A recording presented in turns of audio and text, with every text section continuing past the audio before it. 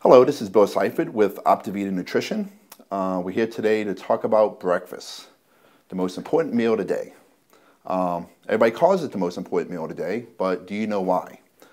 Most of us really do not. So let's kind of go over breakfast, why it's important, and how it affects our health, our metabolism, and everything else that we are very interested in. One, the word breakfast itself. It means break the fast. Whenever you go to sleep at night, your body's basically fasting, which means it's not getting food. It's going into starvation mode. When you don't get food, your body tends to slow its metabolism. When that happens, your body temperature drops. That's why you cover up when you sleep. Digestive system kind of shuts down. That's why you usually don't go to the bathroom. And you start burning less and less and less calories. Now, because of that, your body tends to generate more energy for survival. And it does so by breaking down muscle, and it turns it into sugar. And it does so by a hormone called cortisol. So if you ever check your cortisol in the morning, which I guess you have to go to the doctor to do, but if you get it checked in the morning, it's pretty high. And this is the hormone that eats away muscle, which slows the metabolism. So when you wake up in the morning, you got to stop that. If you don't stop it, your metabolism will never speed back up to where it needs to be. You will lose muscle, so you actually burn less calories over time. So it's not a great situation to be in. So breakfast foods are very important. And because of that, it could be your biggest meal of the day. You pretty much would not store fat from breakfast. If you eat a whole lot of calories, some gets burned, some gets stored, but generally not in the fat cell. So it's a one time a day where you can splurge a little bit. And you have the whole day to burn it too. Unlike dinner, where if you eat a big meal, then you go to sleep, it's probably going to store because you got a surplus of calories and nowhere to burn it, and no place to put it to. So it tends to go to your fat cell. So let's start off with the three main components, which is protein, carbs, and fat.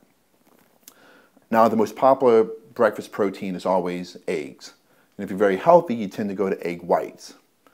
Do we need to do that? Well, studies show, and they study this over and over and over, that if you eat whole eggs every day, say you eat 2 or 3 of them, and each egg has about 200 milligrams of cholesterol, studies show that your cholesterol doesn't really increase, when the USDA would tell you you shouldn't get above 300 milligrams. So whole eggs are fine. If you have a cholesterol problem, yeah, go back to the egg whites. If you're trying to cut back calories, go back to the egg whites. But whole eggs are not that bad for you. If you fry them in bacon grease, then it could be bad for you. But if you just cook it with a nonstick spray, or just scramble it, or if you like poach them, or if you boil them, it's pretty safe in that respect. Each egg has about 70 calories, while each egg white has 16. So from a calorie issue, it's a big difference. Now, eggs are a great protein source for 2 main reasons. One, they digest very quick. While a chicken breast might take 8 hours for it to become the amino acids inside your body, egg whites take about 2 hours. So it digests very quick for a protein source. So it kind of gives your body that anabolic state that increases your metabolism. It's good stuff. Another great thing about it is that the amino acids in it are very similar to what we need in our body. So if you eat an egg and you get the protein, you basically assimilate majority of it, almost all of it, and your body uses it. So that's always a great thing. Some proteins aren't as good. If you get protein from beans, you might assimilate maybe half of it. It's not a complete protein. It's a good protein, but it's not complete, and it doesn't really do the same effect as an egg. But there's other protein sources. You can do salmon lox. You can do very lean ham, such as like Canadian bacon, and there's many other options you can do. When it comes to carbs, you always hear you need to go with the low glycemic carb. You have to get away from the processed foods. Processed foods are bad. Processed foods are making us fat. Processed foods are dangerous. Well, a processed food is basically something that's stripped of its fiber. You have white bagels, you have whole wheat bagels. Whole wheat bagels have fiber, white bagels generally don't. So fiber is good definitely from a health standpoint. It's good to help control cholesterol. It's good to help us run food through our body better so we have less intestinal kind of issues. A lot of diseases do start inside of our intestine. As far as the blood sugar issue, it's not that big of an issue at breakfast, and generally it's not that big of an issue for a normal person. There's many diets telling you go low GI, you know, South Beach diet, low glycemic, you know, like all these different places like go low GI, go low GI. Well, if I give you 50 grams of carbs from a white bagel and 50 grams of carbs from a whole wheat bagel, yes, 20 minutes later you're going to have more blood sugar with the white bagel. That's true. But 40 minutes later, you have the exact same amount of blood sugar because you consume 50 grams of carbs, period, from each one. It still becomes the same amount of carbs in your body. So the low glycemic thing, you know, unless you're diabetic, is not that important. When you're trying to lose body fat, it becomes a little more important. And the fiber issue is the most important thing. You know, whole grains are definitely, and whole wheats and brown rice and all the stuff with a lot of fiber is healthier, period. And that's why you need to have them. When it comes to low glycemic, high glycemic, it's more of a myth, believe it or not. Well, I won't say a myth, but it's not proven. You will not find any literature written that proves that that's the way to go. But from a fiber issue, the whole wheat bagels, the whole wheat English muffins, oatmeal is probably the best. Steel cut oatmeal, which is cut with blades rather than ground up like regular oatmeal, is probably one of the best carbs you can get for breakfast.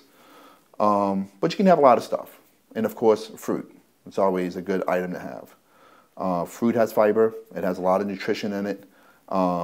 Generally low in calories and generally very filling. They have a high satiety. You eat a 100-calorie apple, you're pretty full. You eat 100 calories of a bagel, it's just going to kind of, you know, piss off. You know, you're not going to really be full from it. So there are certain things that can help you control hunger, and by doing so, you can definitely control body fat and health. So those are the big ones. When it comes to fat, which is the third one, you can get fat from the egg whites. The egg yolks. Excuse me. Avocado on your eggs, great source of fat, rich in omega fatty acids. If you do salmon lox on a bagel, again, more omega fatty acids, another great fat. Low-fat dairy products are okay, even though dairy is really not the smartest way to go, despite what they tell you. 75% of the world can't have dairy, and there's a reason for it. It is unnatural. There's a lot of hormones in dairy, a lot of bacteria, blood, pus, you name it. But dairy is one of the issues that we tend to have in this country, especially with breast cancer issues popping up, young kids hitting puberty early, like a little 8-year-old girl hitting puberty. Dairy is a big culprit. Cows are generally pregnant when they milk them, and a pregnant cow tends to lactate more and produce more estrogen, just like any female mammal will make more milk when they're pregnant. And between the pregnant cows and the growth hormones in the cows, they're making more milk, but they're also making more hormones. And we do drink these hormones, and a high hormonal stage in a kid can trigger puberty. So is that proven? No. Do most doctors believe that can happen? Well, yes.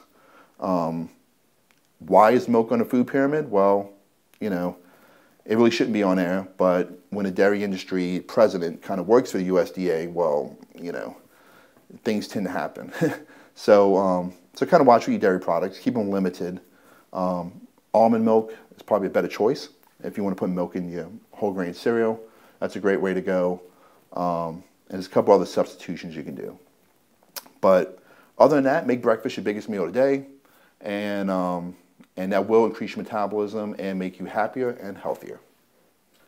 If you have any more questions, please visit us at optivitanutrition.com, and we'd be more than happy to answer any questions you have and possibly make a nice little video to put on YouTube, and we would definitely give you credit.